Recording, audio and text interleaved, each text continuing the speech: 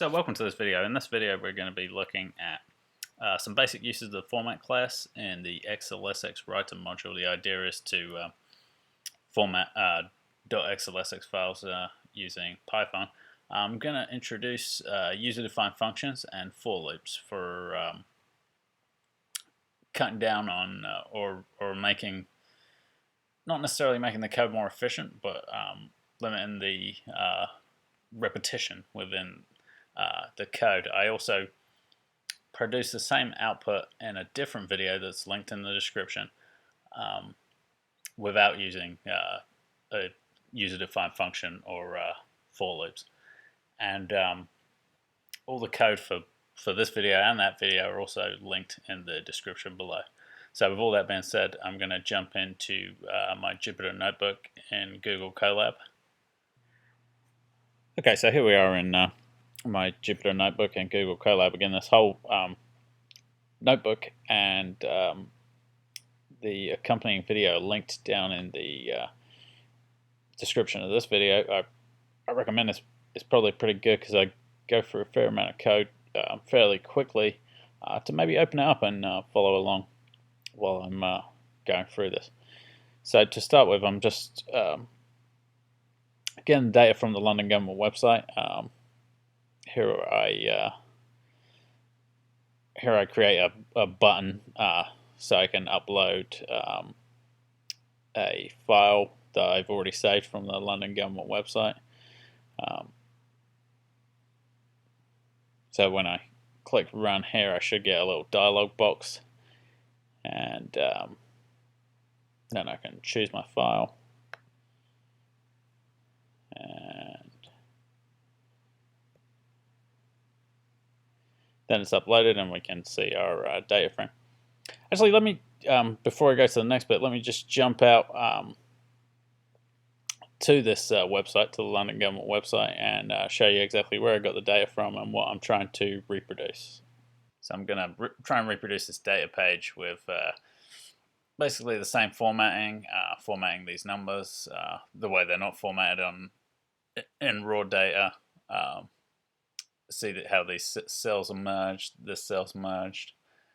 Probably won't do the index because I don't think it's on the input data file, so we'll just concentrate on reproducing these. So back in our Jupyter notebook, here we are, and this is the data frame we've created from pulling in the CSV file. Now I'm going to introduce in the second step a Python function that I found fairly useful for creating multiple format options using the in the xlsxwriter library.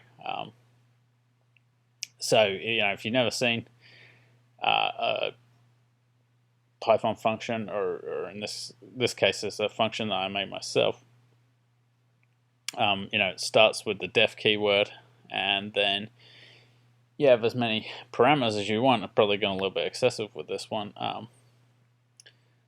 And then I also have a couple of if then else statements, and I have a global keyword, so we can use this format outside of the function.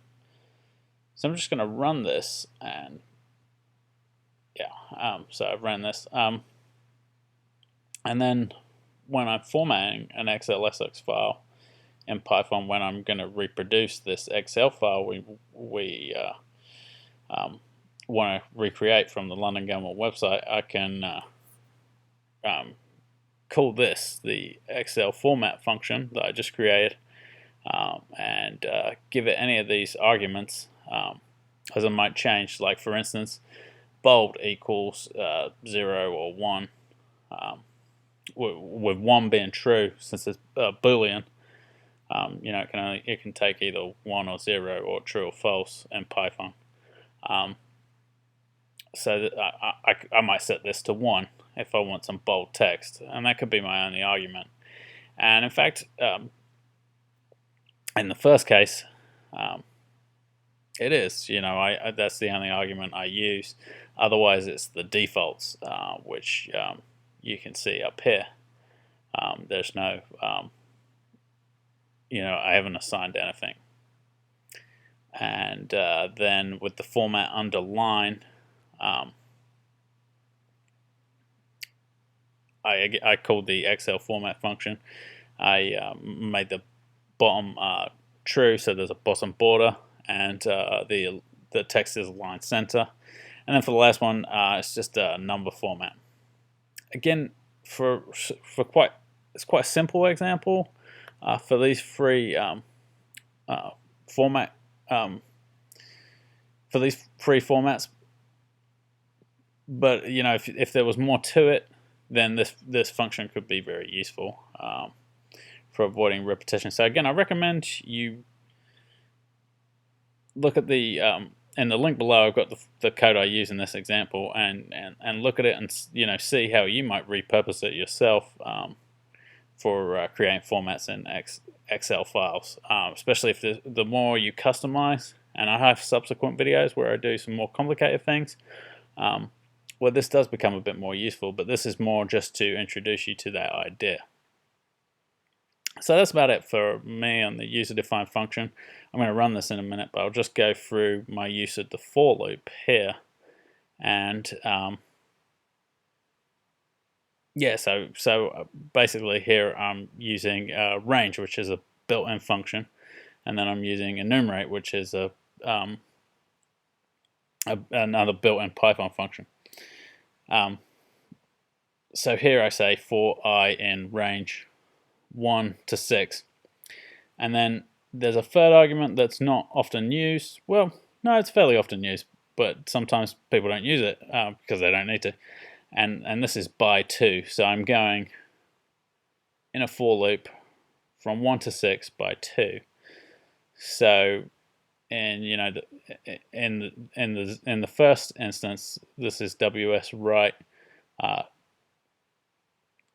and this is row 2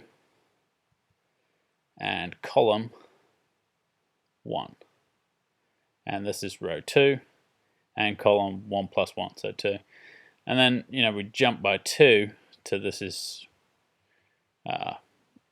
3, and this is 4, and this is 5, and this is 6. So hopefully that makes sense. If you've never seen it before, if you've seen it before, then you probably already know this.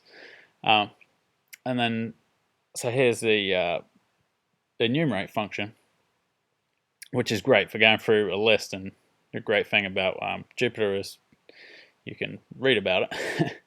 So here I've made a list of the 3 column headings, and I'm just looping through them. But with the enumerate function, I'm not just getting J, which is this guy. I'm also getting a number which goes along with it, which is I. So J is in the first element of the list. J is total workforce jobs, and it's also 0, which I can then use to write out the column. So yeah, and then I'm using the right column to just write the entire data from this particular data frame, DFUK, and the column I'm taking is total workforce jobs, and I'm making use of the number here, which is 0 for this guy, 1 for the second element, and 2 for the third element. So it's 0 index, like most everything is in Python and other programming languages. So yeah, hope that wasn't a too overwhelming amount of detail, but I do recommend you run this yourself and follow along in the code in the description below. I also have a companion video where I reproduce the same output with none of the for loops and not using my own user-defined function. And that video is also linked in the description below. So let's run it. And yeah, no problems, no errors. I'm now just gonna open it up and take a look at the output in xlsxwriter. And yeah, so let's jump to xlsxwriter and I'll look at the output. Okay, so here I am with xlsxwriter open alongside my Jupyter notebook, and you can see here I can highlight each format. Here you see format underline, which is a bit of a misnomer. We just selected to have a bottom border and align the text center, and that's B1 through G1 using the merge range method. Then we have bolded and merged using the merge range method and the format bold object I made here. For these guys. Yeah, and then there's really not much to it. Then we use this what I've called format num here. Yeah, so again, this output matches the one I produced in the other video that's linked in the description below, where I didn't use these for loops. And I just hard coded everything. It looked it's in the same workbook, so it looked a bit more like this. There's a bit more text to it. So we just literally hard coded these guys, and we hard coded these. So it doesn't save an enormous amount of space to do that, but it can get useful if you can imagine if you had 30 columns where you're writing out the same thing, that using the built-in enumerate function and a for loop would be very useful. So I hope that's a useful example for you. Again, this Jupyter notebook I'm looking at right now is linked in the description to the video below, and also the companion video where I produce the same thing is also linked in the video below. So yeah, thanks for watching, and see you in the next video.